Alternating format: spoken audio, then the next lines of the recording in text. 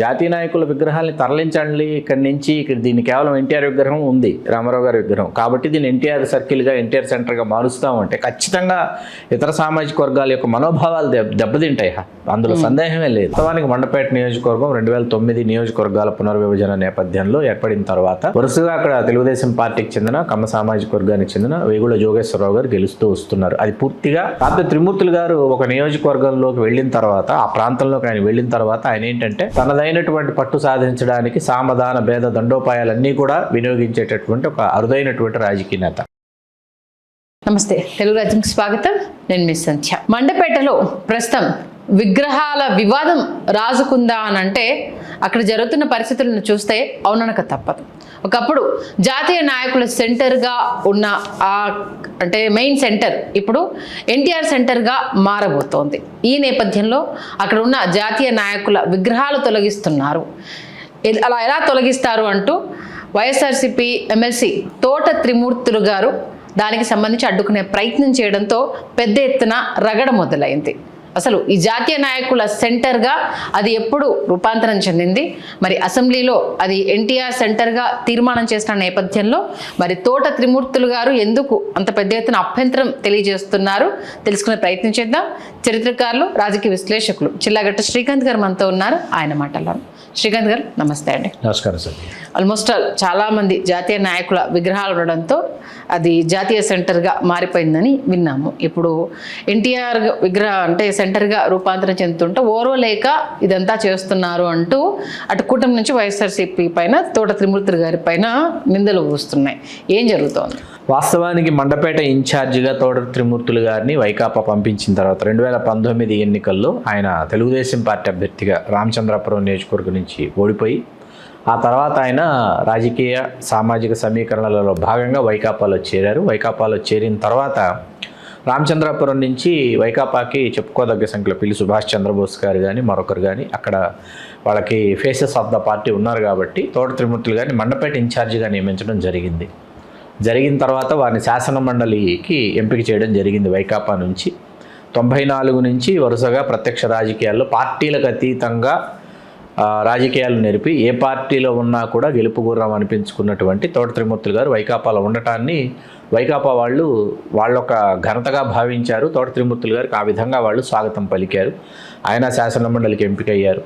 వీళ్ళు ఎంపిక చేశారు, ఆయన వెళ్ళారు. మండపేటలో వెళ్ళిన వెంటనే ఆయన అక్కడ స్థానిక సంస్థల ఎన్నికల్లో కానీ వాటిలో చాలా దూకుడు ప్రదర్శించారు. వాస్తవానికి మండపేట నియోజకవర్గం 2009 నియోజకవర్గాల పునర్విభజన నేపథ్యంలో ఏర్పడిన తర్వాత వరుసగా అక్కడ తెలుగుదేశం పార్టీకి చెందిన కమ్మ సామాజిక వర్గానికి చెందిన వేగుల జోగేశ్వరరావు గారు గెలుస్తూ వస్తున్నారు. అది పూర్తిగా వారి నియోజకవర్గంగా తెలుగుదేశం పార్టీకి ఒక పెట్టని కోటగా, కంచుకోటగా అది రూపాంతరం చెందింది. ఇప్పుడు ఒక్కసారి తోట త్రిమూర్తులు గారు లాంటి నాయకుడు అక్కడ ప్రవేశించిన తర్వాత, గతంలో వైకాపా నుంచి గిరిజాల వెంకటస్వామి నాయుడు గారు పోటీ చేశారు, తర్వాత పిల్లి సుభాష్ చంద్రబోస్ గారు పోటీ చేశారు, చేసినా ఓడిపోయారు. త్రిమూర్తులు గారు కూడా మొన్న ఎన్నికల్లో ఓడిపోయారు, అది వేరే విషయం. కాకపోతే త్రిమూర్తులు గారు ఒక నియోజకవర్గంలోకి వెళ్ళిన తర్వాత, ఆ ప్రాంతంలోకి ఆయన వెళ్ళిన తర్వాత ఆయన ఏంటంటే తనదైనటువంటి పట్టు సాధించడానికి సామధాన భేద దండోపాయాలన్నీ కూడా వినియోగించేటటువంటి ఒక అరుదైనటువంటి రాజకీయ నేత. కొంతమంది సామధానాల దగ్గర ఆగిపోతారు, కొంతమంది భేద దండోపాయాల దగ్గరకి వెళతారు. కొందరు ఇవి ఉపయోగిస్తారు, కొందరు అవి ఉపయోగిస్తారు. కానీ అన్నింటినీ వినియోగించేటటువంటి ఒక అరుదైన రాజకీయవేత్త తోట త్రిమూర్తులు గారు. సరే, తోట త్రిమూర్తులు గారు ఇప్పుడు అక్కడ మీరు ప్రస్తావించినట్టు వాణిమహల్ సెంటర్ అంటారు. ఆ సెంటరు జాతీయ నాయకుల సెంటర్గా గత సంవత్సరంన్నర క్రితము 2 సంవత్సరాల కాలంలోనూ దానిని జాతీయ నాయకుల సెంటర్గా తోట త్రిమూర్తులు గారు దాని పేరు మార్చి దానిని తీర్చిదిద్ది అక్కడ జ్యోతిబా పూలే గారి విగ్రహం, అంబేద్కర్ గారి విగ్రహం, బాబు జగజ్జీవన్ రామ్ గారి విగ్రహం, ఈ విగ్రహాలని నెలకొల్పి దాన్ని జాతీయ నాయకుల సెంటర్గా మార్చారు. ఇప్పుడు అక్కడ ఎన్టీ రామారావు గారి విగ్రహం కూడా ఉంది. దీనిని ఇప్పుడు తెలుగుదేశం వాళ్ళు దాన్ని తీర్మానం ప్రవేశపెట్టారు. దానిని ఏమంటారు, ఎన్టీఆర్ సెంటర్గా మార్చాలి. మార్చిన తర్వాత ఈ విగ్రహాలను ఇక్కడి నుంచి వాటిని మరొక చోటికి తరలించాలనేటటువంటి కార్యక్రమం. అసలు ఉన్న విగ్రహాల్ని మరొక చోటికి ఎందుకు తరలించాలి అన్నది ఒక ప్రశ్న. ఉన్నది పోనీ ఏమైనా సాదాసీదా నాయకుల విగ్రహాల కాదు. జ్యోతిబా పూలే గారు, అంబేద్కర్ గారు, బాబు జగజ్జీవన్ రామ్ గారు బీసీ ఎస్సీలలో వాళ్ళు చాలా గొప్పవాళ్ళుగా, మహనీయమూర్తులుగా భారతదేశం అంతటా మనం కీర్తించుకునేటటువంటి, మనం స్మరించుకునేటటువంటి నేతలు. ఈ నేతల విగ్రహాలన్నీ ఇంకెక్కడికో తరలించేసి ఇటీవల ఆ సంఘటన జరుగుతున్నటువంటి 2 రోజులుగా దళిత సంఘాల నేతలు వాళ్ళు వ్యక్తపరుస్తున్నటువంటి ఆవేదన ఏంటంటే ఇప్పుడు ఈ విగ్రహాలు తరలించి కేవలం దళితులు ఉన్నటువంటి కాలనీల దగ్గర లేకపోతే బీసీలు ఉన్నటువంటి కాలనీల దగ్గర అక్కడికి ఎక్కడికో తీసుకెళ్ళి వాటిని ప్రతిష్ఠిస్తారు.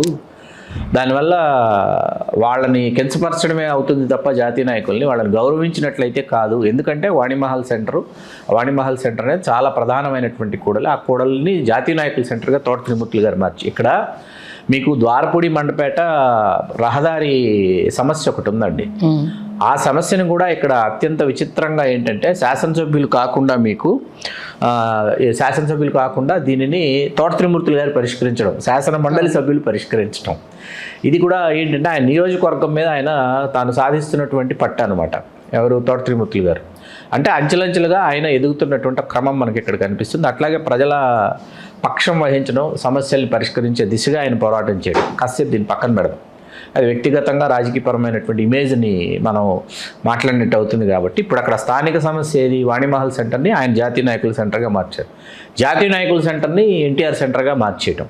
ఇప్పుడు అక్కడ రామారావు గారు కూడా జాతీయ నాయకుడే. రామారావు గారి విగ్రహం అక్కడ ఉంది. దాన్ని ఎన్టీఆర్ సెంటర్గా మార్చడం ఏంటి? జాతీయ నాయకుల సెంటర్ అంటే రామారావు గారు కేవలం రాష్ట్ర స్థాయి నాయకుడు కాదు, కేవలం రాష్ట్రానికి మాజీ ముఖ్యమంత్రి మాత్రమే కాదు, ఆయన నేషనల్ ఫ్రంట్ చైర్మన్గా కూడా చేసినటువంటి ఘనత, కాంగ్రెస్ ఇతర పార్టీలని ఏకతాటి మీదకి తీసుకొచ్చి రాజీవ్ గాంధీ గారిని గద్దె దింపినటువంటి నేత. ఇట్లాంటి ఘనత రామారావు గారికి ఉంది. కాబట్టి అక్కడ దాన్ని జాతీయ నాయకుల సెంటర్గా అలాగే పేరు చేస్తే ఏమైపోతుంది అంటే వీళ్ళు తమ ఆధిపత్యాన్ని చాటుకోవాలనుకోవటం.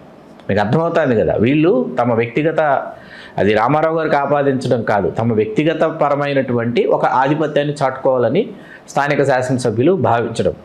ఇది వైకాపా తెదేపాల మధ్య ఒక పోరుగా మారిపోయింది. అక్కడ పూర్తి స్థాయిలో రాజకీయ పార్టీలో రంగు పులుముకుంది, రాజకీయాన్ని తలపిస్తోంది అనమాట. రసవత్తరమైన రాజకీయాన్ని తలపిస్తోంది మండపేట నియోజకవర్గం ఏంటంటే కాపులు, కమ్మలు, కలుగిత ఈ సామాజిక వర్గం, దళితులు, ఈ నలుగురు ప్రధాన శ్రవంతులు మనకు కనిపిస్తారు. అట్లాగే మీకు ఫైనాన్స్ వ్యాపారానికి సంబంధించి కనీ విని ఎరుగని రీతిలో ఫైనాన్స్ జరిగేటటువంటి ప్రాంతం మండపేట అనమాట. కీలకమైనటువంటి ప్రాంతం అంబేద్కర్ కోనసీమ జిల్లాలో.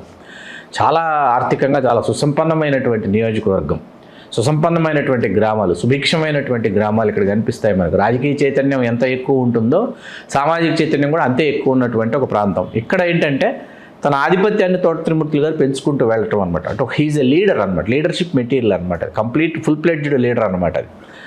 కాబట్టి ఆయన ఖచ్చితంగా పైచేసి సాధిస్తారని అనిపిస్తోంది ఈ అంశంలో.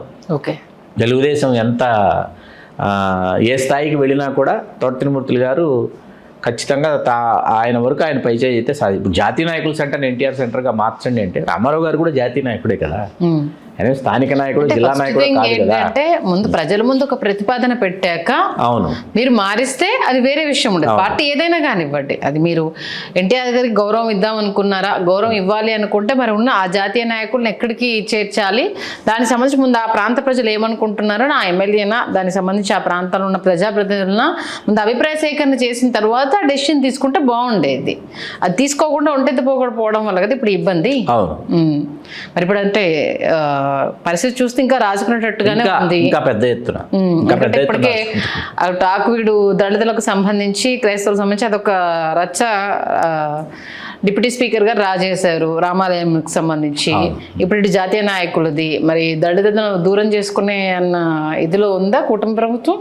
దూరం చేసుకుంటూ ఉందా అంటే ఇప్పుడు అర్థం కావటం లేదు. ఇప్పుడు ఇక్కడ జాతీయ నాయకుల విగ్రహాన్ని తరలించండి ఇక్కడి నుంచి, ఇక్కడ దీన్ని కేవలం ఎన్టీఆర్ విగ్రహం ఉంది, రామారావు గారి విగ్రహం, కాబట్టి దీన్ని ఎన్టీఆర్ సర్కిల్గా, ఎన్టీఆర్ సెంటర్గా మారుస్తామంటే ఖచ్చితంగా ఇతర సామాజిక వర్గాల యొక్క మనోభావాలు దెబ్బతింటాయి. అందులో సందేహమే లేదు. వాళ్ళని దూరం చేసుకోవడం అంటే ఆత్మహత్యా సదృశ్యమే. ఇప్పటికే కొన్ని అంశాలు రాజుకుంటున్నాయి, కొంత వ్యతిరేకతను మూటగట్టుకుంటున్నారు. ఈ నేపథ్యంలో ఇది కేవలం స్థానికంగా ఒక నియోజకవర్గానికి సంబంధించిన సమస్యగా మాత్రమే కాకుండా ఈ దళిత సంఘాలు, వెనుకబడిన తరగతుల సంఘాలు ఏవైతే ఉన్నాయో వారు దీనిని రాష్ట్ర స్థాయి సమస్యగా వాళ్ళు ఆ అంశంగా పరిగణించారనుకోండి, చాలా ఇబ్బందికరమైనటువంటి ఇది ఉంటుంది ప్రభుత్వానికి.